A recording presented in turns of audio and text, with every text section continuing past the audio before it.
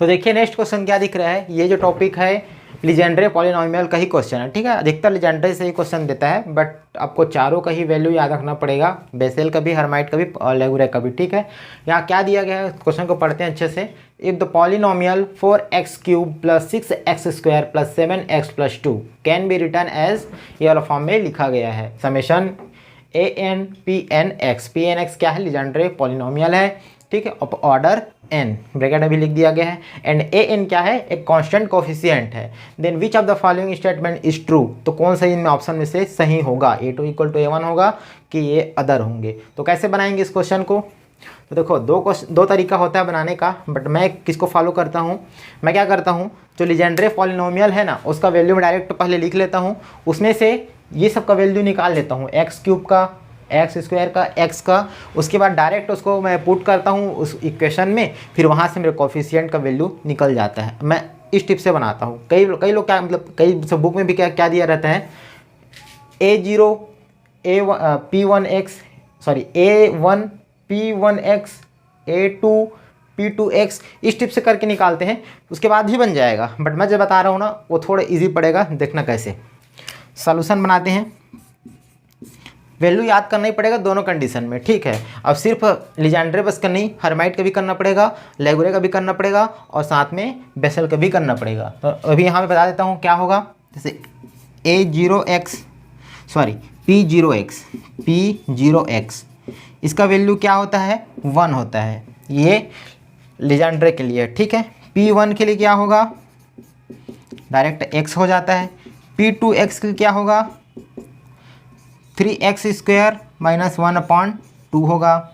उसके बाद P3x के लिए क्या हो जाएगा,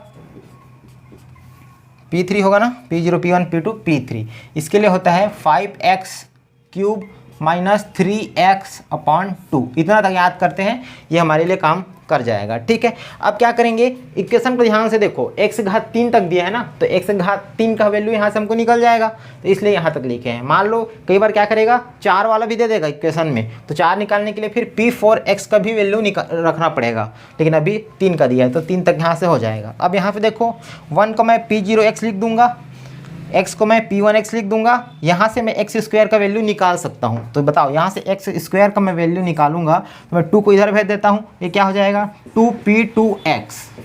उसके बाद इधर क्या बचेगा, 3x² - 1 बचेगा, 1 को मैं इधर लाऊंगा तो प्लस में हो जाएगा, मतलब +1 होगा। लेकिन मैं +1 को +1 ना लिख के क्या लिखूंगा, 1 की जगह में P0x लिखूंगा, तो ये क्या हो जाएगा P0x। साथ में अब इधर क्या बच जाएगा, 3x² बचेगा, मेरे को सिर्फ चाहिए x² का वैल्यू, तो मैं 3 को क्या करूँगा, इसके बटा में ले आऊँगा, तो ये हो जाएगा अपॉन में 3। ये किसका वैल्यू निकल गया, ये x² का वैल्यू निकल गया। तो इस टिप से मैं सॉल्व करता हूँ, ठीक है। डायरेक्ट x² का वैल्यू निकाल लिया, उसको वहाँ पे पुट करते जाऊँगा, आंसर निकल जाएगा, ठीक है। तो आगे बढ़ते हैं, यहाँ से x² का वैल्यू निकल गया, यहाँ से मैं क्या करूँगा, x³ का वैल्यू निकाल लेता हूँ। तो बताओ क्या हो जाएगा, 2 को इधर भेजूँगा, 2P3x + 3x करूँगा, तो अब x की जगह में P1x लिखूँगा मैं, ठीक है। तो ये हो जाएगा 3P1x, और बटा में 5 को भी नीचे ले आता हूँ, ये किसका वैल्यू निकल गया, x³ का निकल गया, तीनों का वैल्यू निकल गया, x का भी आ गया, x² का भी आ गया, x³ का भी आ गया। सीधा सीधा चारों को विधा इक्वेशन में पुट कर दो, तो क्या हो जाएगा 4x3 + 6x² + 7x + 2 = x3, ये वैल्यू है, ठीक है। मैं 5 को बटा पूरा में है तो मैं बाहर ले लेता हूँ, क्या बन जाएगा ये 2P3x + 3P1x, ठीक है। ये पूरा 4x³ वाला टर्म हो गया, प्लस 6x², तो x² का वैल्यू हमारे पास है, क्या होता है 2P2x +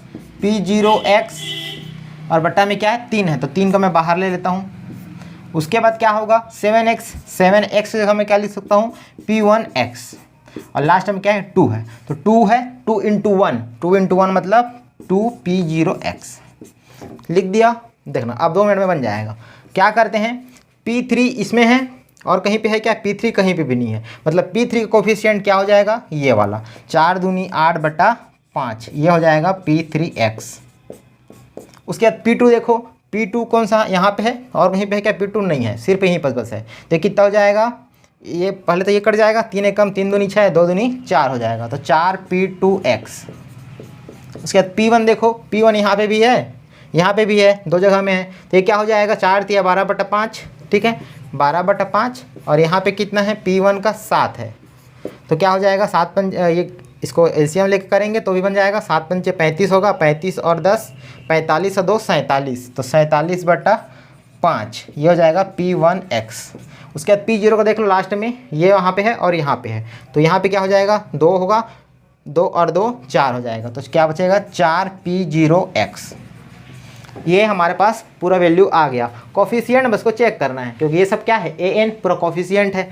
तो देखो P0 है तो इसका कोफिशिएंट को मैं क्या लिख सकता हूँ, A0, इसको मैं A1, इसको A2, इसको A3, तो जो जहाँ पे जो है वही है, क्योंकि यहाँ पे बोला गया है ना, अगर ये n जो रहेगा वही कोफिशिएंट का भी n रहेगा, मतलब P0 तो A0, P1 A1, P2 A2, इस टाइप से, ठीक है। तो यहाँ पे P0 है तो A0, P1 है तो A1, सब में लिख दिया हूँ मैं। अब बस चेक कर लो कौन कौन सा ऑप्शन सही हो रहा है। ऑप्शन ए देखो, A2 = A1 है क्या, तो A2 क्या है, 4 है, A1 47/5, तो ये ऑप्शन तो नहीं होगा। A2 = -A1 है क्या, तो दोनों बराबर ही नहीं है, तो माइनस का तो बात ही नहीं है, ठीक है। उसके बाद A2 = A0 है क्या, A2 कौन सा है, ये वाला 4 = -A0, बराबर तो है बट यहाँ पे माइनस लिख दिया है, तो ये ऑप्शन भी नहीं होगा। इसमें क्या लिखा है, बराबर लिखा है, तो ये ऑप्शन क्या हो जाएगा, सही हो जाएगा। यहाँ पे देखो 4 है, यहाँ पे भी 4 है, A0 = A2, समझ में आ गया। तो यहाँ पे कौन सा ऑप्शन सही होगा, ऑप्शन नंबर डी। तो इस टिप से क्वेश्चन को आप बना सकते हो। मेन क्या रखना है क्वेश्चन में याद, ये वाला वैल्यू जो कि याद करना ही पड़ेगा अगर आप लोग लीजेंड्रे पॉलिनोमियल का टॉपिक पढ़ रहे हो तो, ठीक है। ना कि लीजेंड्रे सबका करना पड़ेगा, हर्माइट का भी करना पड़ेगा, बेसेल का भी करना पड़ेगा, लैगुरे का भी करना पड़ेगा। एटलीस्ट 4 तक कर सकते हो, ठीक है, P4 तक कर सकते हो, बाकी फिर उतना में काम चल जाएगा। तो आई होप ये क्वेश्चन समझ में आया होगा, नहीं कुछ समझ में आया होगा तो कमेंट बॉक्स में ज़रूर बताना, वहाँ पे देखेंगे, ठीक है। तो नेक्स्ट क्वेश्चन में बढ़े।